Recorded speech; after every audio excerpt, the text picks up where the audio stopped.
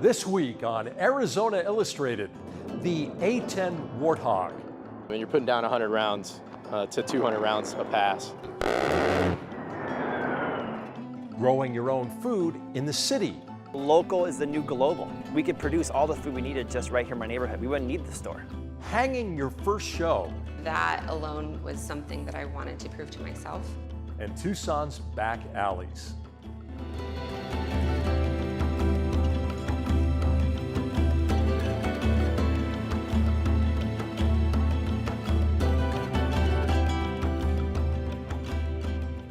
Welcome to Arizona Illustrated. I'm Tom McNAMARA. The United States Air Force had plans to retire the A-10 Thunderbolt fighter jet, also known as the Warthog. The next generation F-35 Lightning, a multi-role stealth jet, was intended to replace all tactical air-to-ground fighters, including the A-10. A-10 supporters in Congress are now calling for a fly-off, the A-10 Warthog versus the F-35 Lightning. Until then, the A-10 Warthog has been granted a reprieve from early retirement.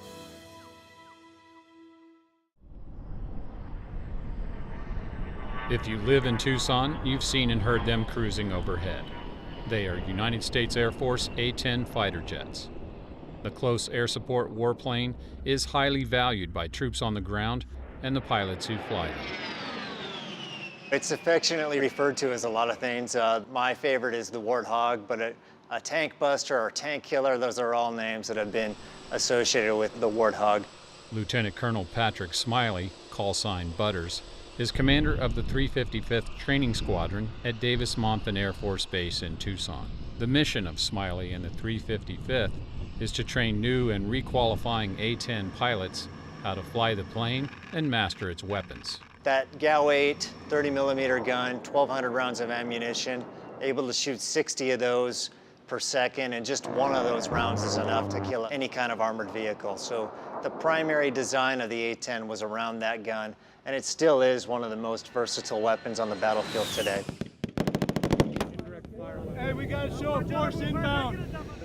The battlefield of today is a lot different than the designers of the A-10 anticipated when it first went into production.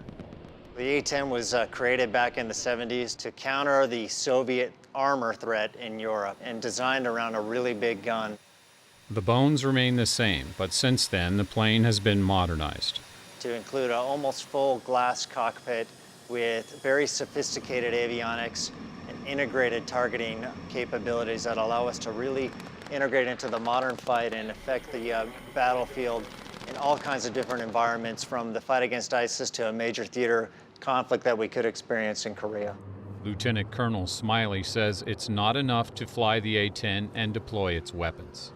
These fighter pilots must prepare to be combat-ready wingmen and flight leads throughout the world. We want them to be confident, but humble at the same time. But the number one thing that the guys get out of this course is the attack mentality. Never giving up. Get in the aircraft, know what the right thing to do is, and then have the confidence to do that under stress and pressure that it is sometimes unimaginable. Knowing that a wrong move or a misstep or miscommunication could result in friendly troops dying or the enemy surviving when he shouldn't. Our nation's wars have recently included places like Iraq, Afghanistan, and Syria, where the A-10 and her pilots bring lethal force to bear on the enemy and protect friendly ground forces through close air support, a mission it is uniquely qualified to do. A-10 pilots sometimes have to get what they call danger close when flying in to protect friendly forces and attack the enemy. North and south, west of the smoke, west of the... Southern Afghanistan, 2006. I'm looking at danger close now. This Warthog strike on Taliban forces was called in by a ground controller. Many times, friendly troops and the enemy are too close for comfort. Keep your fires west of the smoke. Copy that. It can be done as close as that shed. You know, those guys, they've done that. It requires certain permissions from the ground commander. He gives his initials to say you guys can strafe that close. So we call that danger close. That's Major Kyle Lanta, call sign SWAT. a pilot with the 47th Fighter Squadron based at Davis-Morihan. The closest I've ever strafed was inside of 50 meters. So, you know, it's half a football field away. And you're putting down 100 rounds to 200 rounds a pass. But those guys, they love it and they know how good we are at it, so they're comfortable with it. He's here at the Barry Goldwater Range west of Tucson near Yuma. Attack pilots from nearly every A-10 squadron, including those based in South Korea, have gathered to compete in Hog Smoke. Hog Smoke, the biennial competition for the hogs. You know, it's the gathering of hogs, if you will. Started back in 2000, and it's continued to today. We're here to discuss tactics, techniques, and procedures, and put them on display for everybody to see. There is no hiding in this competition, but also what it does is it gets everybody on the same page and lets you know what guys are doing downrange. When the A-10s dive in on those scored strafing runs, they're just 75 feet or so off the ground. They're shooting at targets hung from poles less than a mile away. And their sound is unique.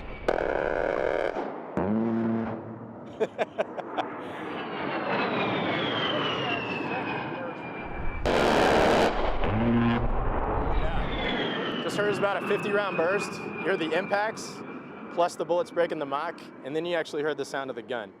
So it goes in that order, you know, depending on where you are in space. For us today, that's what we're hearing. That was about 70. Can you tell us a little bit longer? That gun is part of what makes the A-10 so lethal. Cherished by ground troops and feared by the enemy. That's a flying tank, you know. It, no kidding, was designed around the gun.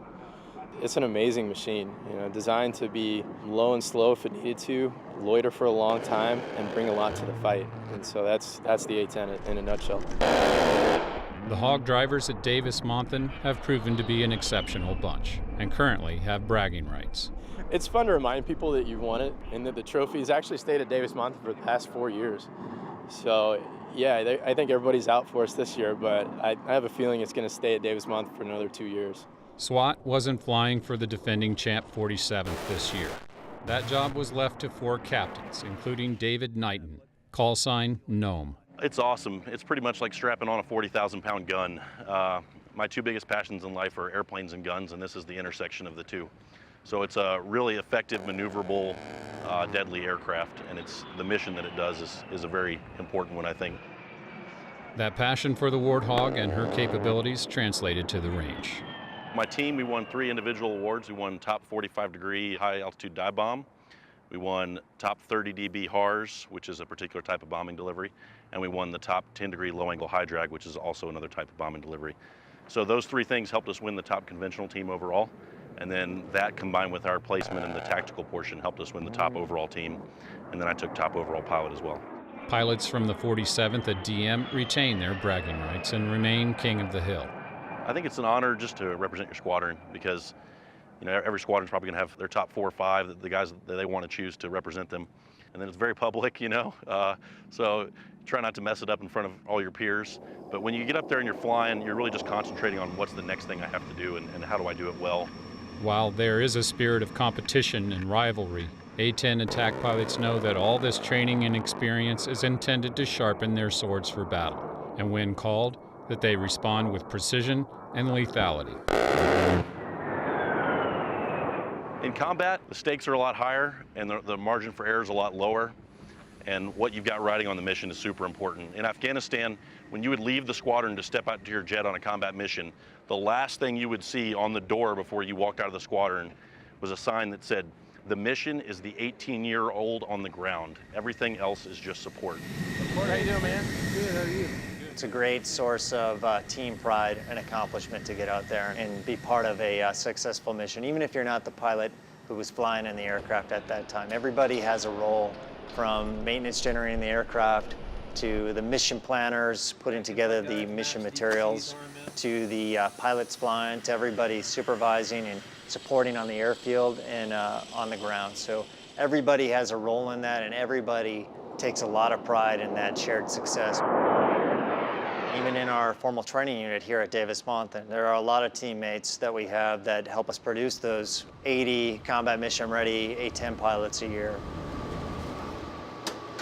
One of the ways Commander Smiley and his team train new A-10 pilots is in the flight simulator, where airmen can practice and hone their attack skills on a virtual battlefield. This is where we spent the first month or so of our training, was working on all of our stuff in here before we ever really set foot to the aircraft. Captain Brendan Lanfear has only 20 rides in the Hog. Right now he's executing 30-degree dive bombs on a target at the Goldwater range. So this is where we pretty much develop all of our sight pictures, all of our rolling techniques. We see all of the different maneuvers that we're going to do for the first time, and then we'll take them to the tactical ranges. It's awesome. It's an amazing machine. It's so redundant in all of the features that it has to get you back home in one piece. And then the first time you fire the gun is just, I mean, it's an experience I can't describe. As Captain Lanfear and his colleagues continue training and preparation for assignment to combat units, the A-10 remains a busy platform. Right here at Davis-Morihan, we're executing a training mission, getting ready for guys to go into the combat units and fight our nation's wars. We've got a deterrence mission in South Korea where we're flying A-10s every single day in partnership with the South Koreans. And then we're also involved in continuing operations in OIR in the Middle East, Operation Inherent Resolve in Syria against ISIS and in Iraq. It will also continue flying in the skies over Tucson, training the next generation of United States Air Force A-10 pilots. For Captain David Noam Knighton, it all comes back to the troops on the ground. As an A-10 pilot flying in combat, guys will come up on the radio because they're in a situation where they badly and direly need you. So to be able to fly over in this thing and protect those 18-year-old guys on the ground and girls on the ground, it's a feeling like no other.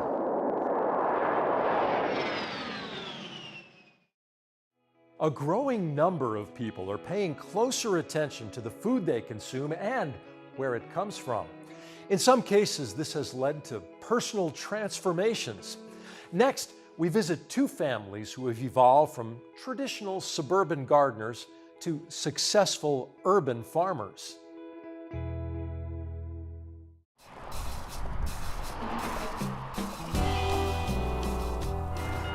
The booming Phoenix metropolitan area may seem like an odd place to find productive agricultural operations, but you can see some thriving examples throughout the city, and their numbers are growing. The food production is taking place in blossoming backyard habitats. Typical urban plots are churning out the common and the exotic. Most people from outside the US that come here to see my yard, they claim it looks like their homeland. They go, this is like an overwhelming food forest that I don't even know how to start something like this. We do a bunch of fig trees and guavas. We even do bananas and avocados. My 5 favorite things to grow here at the urban farm: peaches. Winter greens are absolutely incredible. Apples. Apples ripen in June here. What? You can grow apples in the desert? Absolutely, and they're absolutely incredible. And don't forget, eggs. In fact, that's a hen getting ready to lay an egg. I haven't bought an egg in the grocery store in over 15 years. These are home-based endeavors like Greg Peterson's urban farm northeast of downtown Phoenix. He's been at it here since the 1980s, and he's credited with inspiring much of the local green resurgence. A revolution, in his words. Grow your own food, be healthier, help nature. Listen, here's the deal. You know, I've lived here for 27 years. I have had literally thousands and thousands of people come through this space. I want you to think about leaving a legacy behind. In the tours that I do here, I introduce people to different concepts because there's so many things that I experiment here with at the urban farm. Then I invite them to take 1 or 2 of them home and try them so that they start experimenting too. So I think that's the point. And this whole urban farming movement here in Phoenix has really exploded. I say, and I know this just with my interactions with people that come and visit here, that there are several thousand named urban farms in Phoenix because I've been encouraging people to do that for over a decade. In a society where much of the water is used for lawns and a few standard trees or shrubs, Peterson is expanding the palette, fitting dozens of showy specimens into his yards. Would you like a hedge on your property? Consider some citrus trees. I'm a big believer that if we're going to plant something and nurture it, we might as well make it edible. Want some shade where you get a lot of sun? Reap what you sow, he says. Those are 2 peach trees planted on the west side. It's an evolving environment, an ongoing science project for himself and the community. Peterson encourages you to learn about topics such as soil quality, natural fertilizers, and recommended plant varieties. Plant the trees, give us what you can, juice them if there's too many, but we just love the fresh fruit. It's really impressive how much of a variety and how much he produces in this small area, especially because this is just someone's ordinary house.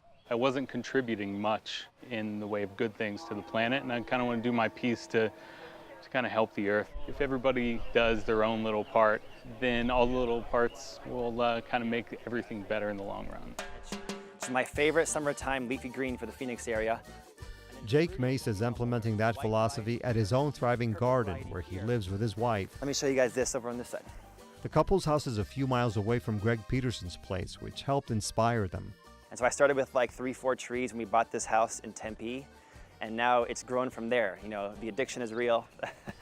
We have over 200 edible and medicinal fruit trees, and we try to have at least something that's ripe and edible in every month throughout the entire year. For Mace, this is about more than fresh fruits and vegetables. It has also been a transformative experience. And over here we have the fruiting female mulberry, the white one, and we have the purple one. He happens to be a vegan, a person who only eats a plant-based diet. Go ahead. Ready? Yeah. And he is also a martial artist with thousands of followers on YouTube and other social media. So it's a great way to shock the system and wake up your vital nervous system. Your vital Mace calls himself the vegan athlete, sharing his knowledge about both with a growing audience. Part of what I do here too is eating the food that I'm growing is so important because I don't have to take medications. I'm gonna see less doctors. And so if you want true longevity and health, hit the gym, catch that breath. And also grow that fruit at home of rare varieties of food that you can eat in their ripe state because your overall quality of life will improve. This is a really important part of my edible landscape. It's called Molokhia, or Egyptian spinach. And even though it's still 110 degrees in the summer in Phoenix, this guy thrives in the heat and produces a tender, delicious, healthy green all summer long for me. And it's a striking looking specimen. These 2 trees are 2 different varieties of guavas, or we call them guayabas. And it is hot, it's in the Phoenix area, and these guys are still ripening off the tree. There's nothing better than going in your backyard and picking fresh, ripe tropical fruits. A lot of people call it like an urban farm or an urban garden, but we call it longevity gardens because before I called my martial art program Phoenix Longevity Arts. And I figured the goal with martial arts is to preserve your life, and the goal with eating food out of your yard should be to prolong your life. So it's all about longevity. So we call it longevity gardens. For Mace and Peterson, it's about incremental steps that can build on each other. Diverting wood chips and soil from the dump, using solar energy and harvesting rainwater, sharing with neighbors, and more. And I think that local is the new global, where if everybody in my neighborhood grew a garden like I'm doing, we could produce all the food we needed just right here in my neighborhood. We wouldn't need the store. My drive behind all of this is my deep desire to transform our food system. So my hope over the course of the next 10 or 20 years is that enough people get the bug and we have 10,000 urban farms in Phoenix. Like what you see on Arizona Illustrated? Visit our webpage at azpm.org to watch and share videos from this episode. You'll also find stories from future programs, an easy way to submit your own story idea, an archive of past episodes of Arizona Illustrated, and you'll find everything you need to stay connected with public broadcasting in Southern Arizona. azpm.org. Pablo Picasso is said to have proclaimed, "Every child is an artist. The problem is how to remain an artist once you grow up." For Adela Antoinette, her first show since graduating with a degree in art is the next step in her art life.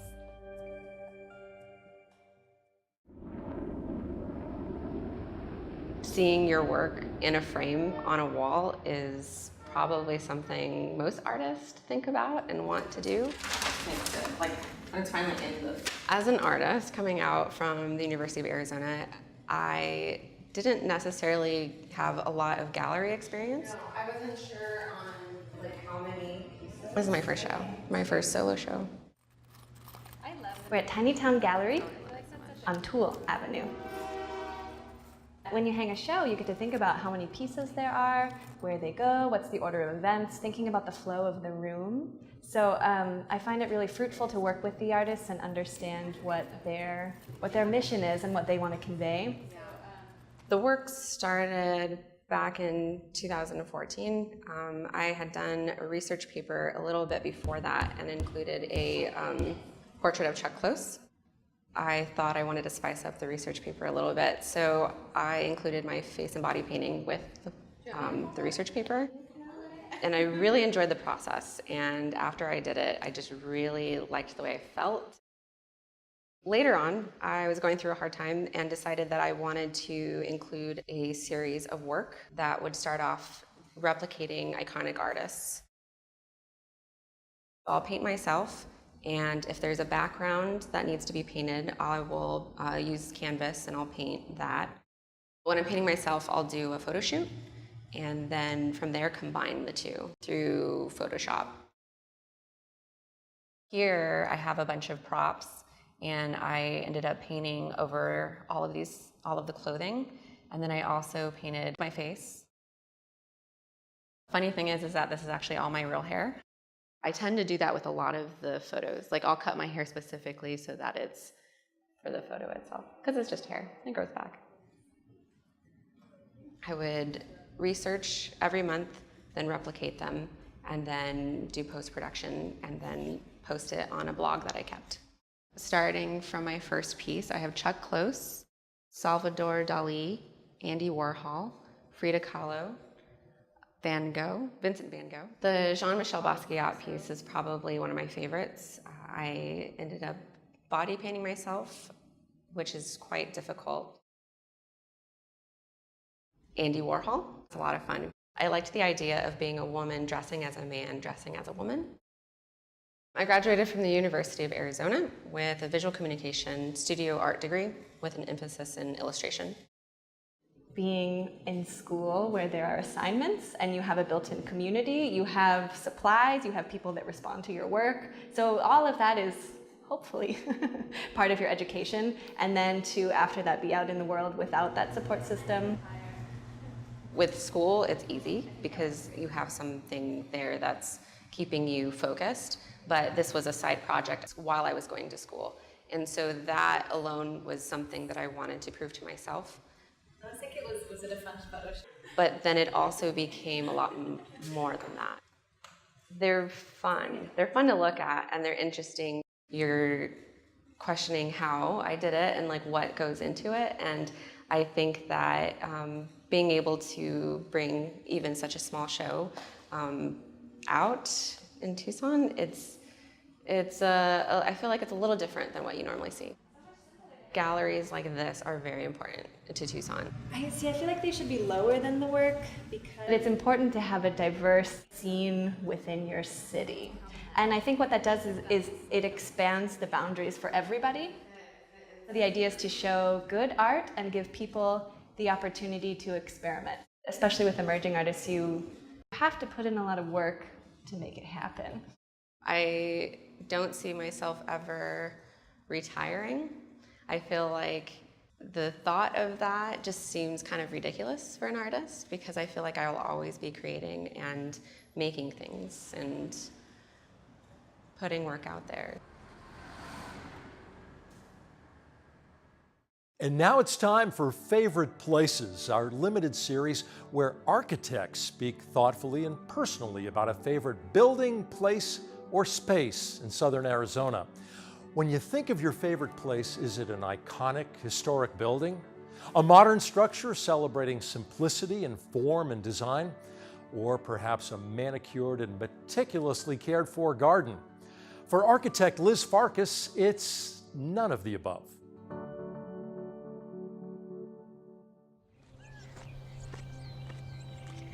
Some of my favorite places in Tucson are not buildings. They're not even really places in the traditional sense of the word, but the spaces between places. They are the alleyways that thread through the older neighborhoods in central Tucson, providing a relatively car-free and often quite lush spaces and a charming pedestrian experience for myself as a runner and for the other pedestrians and dog walkers I frequently encounter. Certainly, there is a utilitarian function for these alleys. They were created in the early days of Tucson's development of subdivisions, in neighborhoods few think of as subdivisions now, to provide access to mid-block houses and for services, and they continue to provide those functions today. However, I gravitate towards the alleys with charm in proportion to their functionality. The ones without too many garages, the ones whose fences are planted with cactus and shrubs, the ones with stretches of textured walls with a periodic opening allowing a glimpse to the yards and homes beyond. The variety of what each user chooses to do is amazing, providing inspiration from a nicely detailed addition or the way the light hits the side of that textured wall. Part of the appeal for me of these alleyways comes from their human scale. The narrow alleyways allow a tree to shade the entire path, and they offer respite from the paved and hot expanse of the broad streets in many of these neighborhoods. Though perhaps once paved, the now gravel and dirt alley surfaces absorb rainwater and retain much less heat than the surrounding streets. The benefits gleaned from a purely functional decision by Tucson's early developers are perhaps an accident, but I appreciate the informal greenway that they created. Tucson's alleyways provide a tiny piece of wildness in the middle of the city, connected to urban life, but with a little bit of mystery.